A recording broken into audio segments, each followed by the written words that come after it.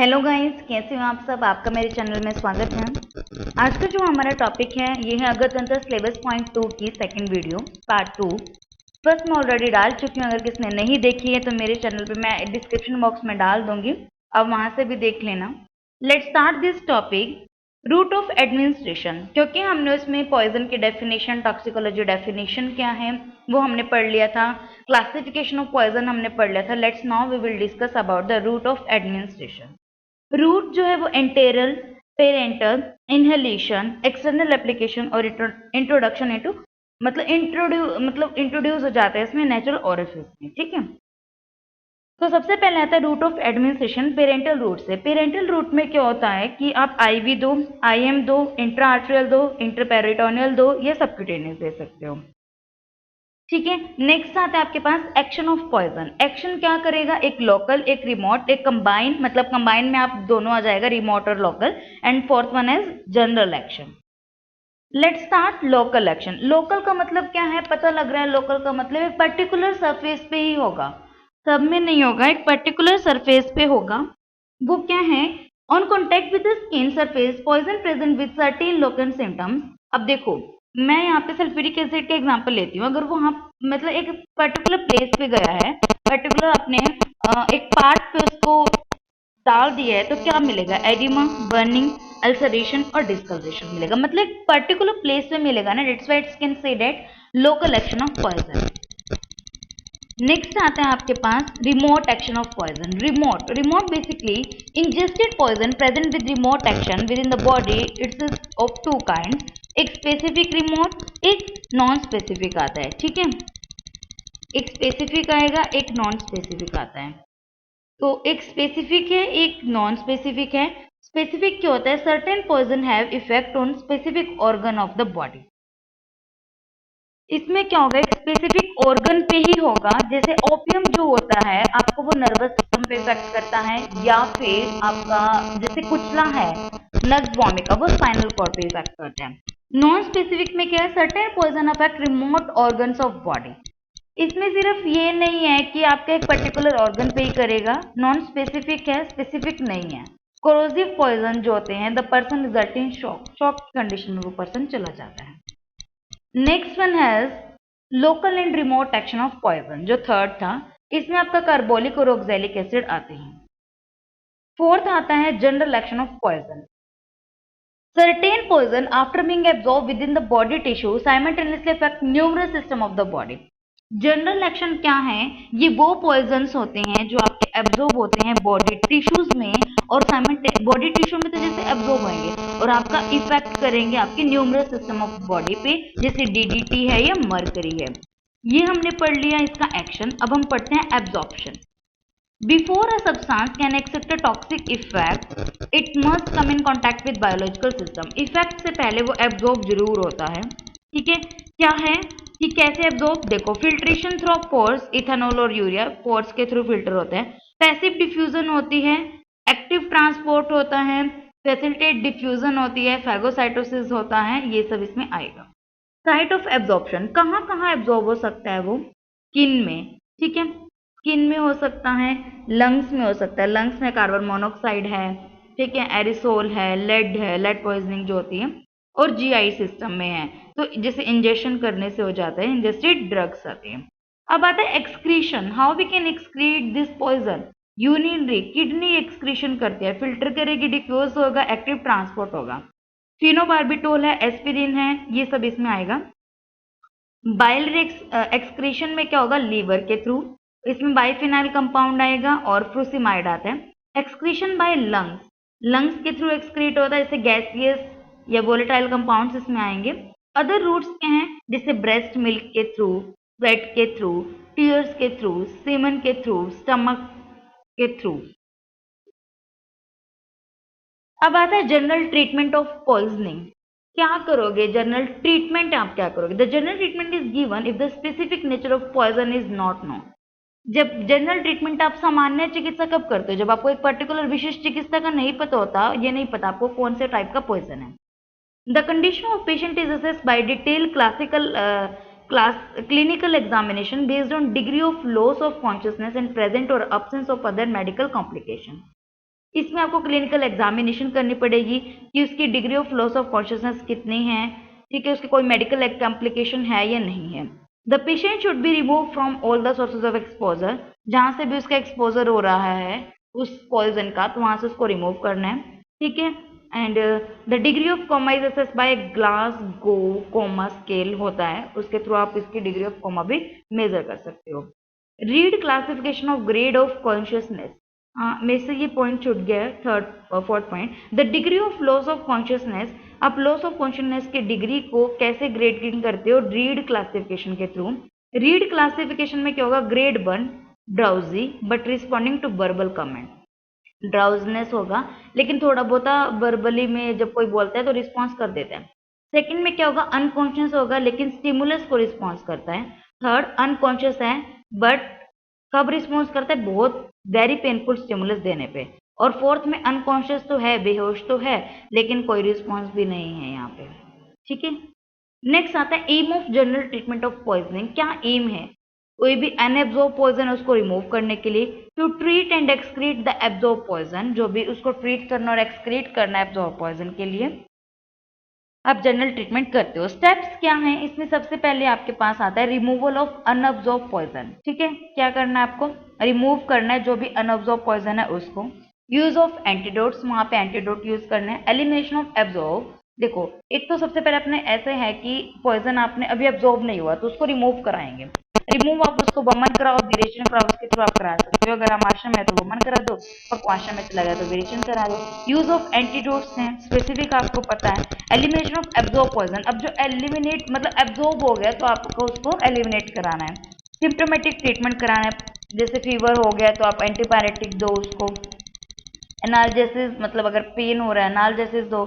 General care of patient आएगा, ठीक है। अब रिमूवल ऑफ अनएब्जॉर्ब पॉइजन में क्या है, this depend on route of administration of poison. Remove तो पता तभी होता है कि रूट ऑफ एडमिनिस्ट्रेशन उसका क्या है। इंडक्शन ऑफ वॉमिटिंग और गैस्ट्रिक लवाज किया जाता है बेसिकली रिमूव करने के लिए पॉइजन को। इनहेल पॉइजन में आप उसको एटमोस्फेयर में खुली हवा में ले जाओगे, ठीक है, उसको एयरवेज क्लीन करोगे, आर्टिफिशियल रेस्पिरेशन और ऑक्सीजनेशन दोगे। इंजेक्टेड पॉइजन में आपको उसको टॉर्निकेट बांधना है, ठीक है। टॉर्निकेट क्या होता है कि हम जैसे कैसे बताऊं, हाँ ऐसे आप याद कर सकते, कोई भी जैसे बैंडेज है ना उसको टाइट बांध देते हैं, वो ही है। इंसिजन और सक्शन करना है आपको वहां पे, फिर आइस पैक में भी अप्लाई। कॉन्टैक्ट पॉइजन में उसको बार बार वॉश करना है एरिया को, एंटीसेप्टिक क्रीम्स वहां पे लगानी है। इंजेक्शन पॉइजन में वॉमिटिंग और गैस्ट्रिक लवाज आपको कराना है। उसके बाद आपके पास आता है duties of medical practitioner.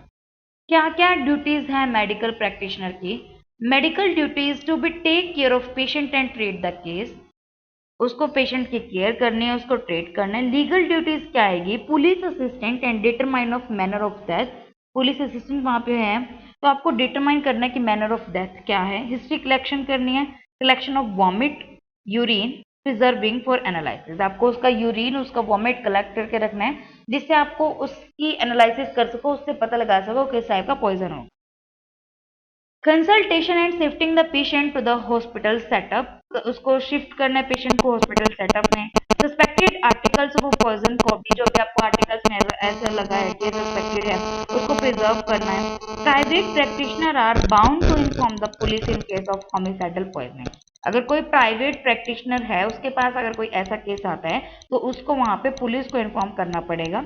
If private practitioner is summon by the investigating police officer he is bound to divulge all information, अगर पुलिस ऑफिसर के जैसे इन्वेस्टिगेशन करता है और प्राइवेट प्रैक्टिशनर को बुलाया गया है तो उसको सारे के सारे इन्फॉर्मेशन को बतानी पड़ेगी। Duty to arrange for dying declaration है, ऑन रिक्वेस्टिंग बाय पुलिस उनको एक ऑटोप्सी का परफॉर्मा भी बनाना पड़ता है और कॉज ऑफ डेथ का भी पता लगाना पड़ता है। Duties of doctor in a case of suspected poisoning medical, medical care treatment करना है, वही है कि लाइफ पेशेंट की बचानी है उसमें, ठीक है। एंड लीगली में क्या है, assist the police to determine the manner of poisoning. सबसे पहले आता है not preliminary particular of the patient, सबसे पहले प्रीलिमिनरी में क्या होता है उसका नेम, उसका age, sex, occupation, address, date and time, कब वो आपके पास आया है, क्या क्या आइडेंटिफिकेशन मार्क्स थे और क्या हिस्ट्री थी। सेकंड आता है in case of suspected homicidal poisoning, अगर उसका सस्पेक्टेड होमोसाइडल पॉइजनिंग है तो the doctor must confirm his suspicion before expressing an opinion. For this must आपको क्या करना है, उसको कंफर्म करना है सस्पेक्शन, जो भी आपको ऐसा लग रहा है शक, तो उसको कंफर्म करना है, बाद में आपको एक्सप्रेस और कुछ ओपिनियन रखने हैं, पहले उसको कंफर्म रखना है। कलेक्ट वोमिटस, उसको वोमिटस और यूरिन को कलेक्ट करना है और एनालिसिस के लिए भेज देना है। Carefully observe and record the symptoms in relation to food, any change in color, taste or smell of food, drink or other person affected at the same time। जैसे कुछ केसेस हैं आते हैं जैसे तो उसमें भी क्या होगा कि जैसे कोई भी बीमारी है जैसे सब में फैल रही है, तो वहाँ का इलाका, उसका खाना, उसका फूड का टेस्ट, ये सब चीज़ें उसी टाइम पे दूसरों को भी इफेक्ट हो रहा है, तो मतलब एक पर्टिकुलर एरिया में वहाँ पॉइजनिंग हो रही है ना। Consult in strict confidence a senior practitioner and keep him inform about the case. ठीक है। Remove the patient to the hospital. If the patient refuse, the doctor should engage nurse of his confidence who should administer the medicine and food and allow no one to be with the patient alone। अकेला नहीं होना चाहिए। Once the suspicion is confirmed, he should request the removal of patient to the hospital. If the victim is an adult, it is liable to seek his consent। Any suspected article, कोई भी है, food है, excreta है, stomach wash sample preserve करने हैं। Non compliance is punishable under section 201 IPC if it is prove that the doctor did it with the intention of protecting the accuse. अगर उसको पता चल जाता है, अगर वो सैंपल से प्रिजर्व नहीं करता है, ठीक है, और पता चल जाता है कि डॉक्टर ने उसको जानबूझ के बचाया, तो वहां पे सेक्शन लगेगा 201 IPC। If a private practitioner is convince that the patient is suffering from homicidal poison, अगर वो कन्विंस करता है, इज बाउंड, जानबूझ के अगर करता है कि भाई इसको तो होमिसाइडल पॉइजनिंग हुई है, इन्होंने मारने का केस है, तो सेक्शन 39 CRPC को इन्फॉर्म करना है पुलिस और मैजिस्ट्रेट को। यहाँ पे भी सेक्शन लगेगा 176 IPC। ठीक है। If the private practitioner is sure that the patient is suffering from suicidal, वो श्योर है कि सुसाइडल है, एक्सीडेंटल है, is not bound to inform the police, लेकिन उसने इन्फॉर्म नहीं किया पुलिस को, तो वहां पे सेक्शन 309 ऑफ IPC, वो from which information has to be given 39 under CRPC, but attempting suicide is an unlawful act। ठीक है। उसको पता है कि सुसाइडल है, अगर कहते हैं ना अटेम्प्ट करना भी सुसाइड का क्या है, एक ऑफेंस है। And it is duty of police and not doctor to decide whether the case was actually of attempting suicide or not, not even if the patient was successfully cured, so it is better to inform the police। इससे यहाँ पे doctor का काम नहीं है, यहाँ पे police का ही काम आएगा। If the practitioner is summoned by the investigating officer, he is bound to give all information। उसको सारी इन्फॉर्मेशन देनी पड़ेगी।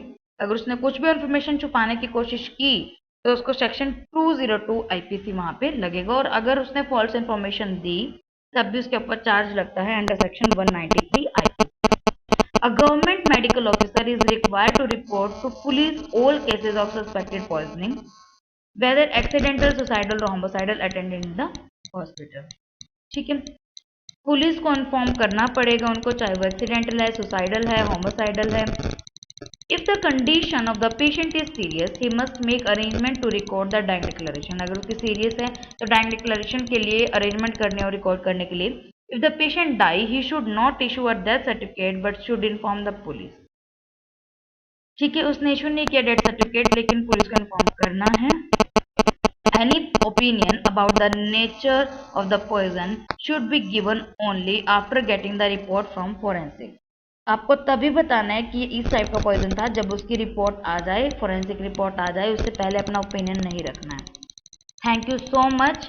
और अगर किसको इसमें कोई भी डाउट है मुझे पूछ लेना, कुछ समझ ना आया हो मुझे कमेंट कर देना। And please subscribe my channel, share, comment and like. Thank you for watching my video. Thank you so much.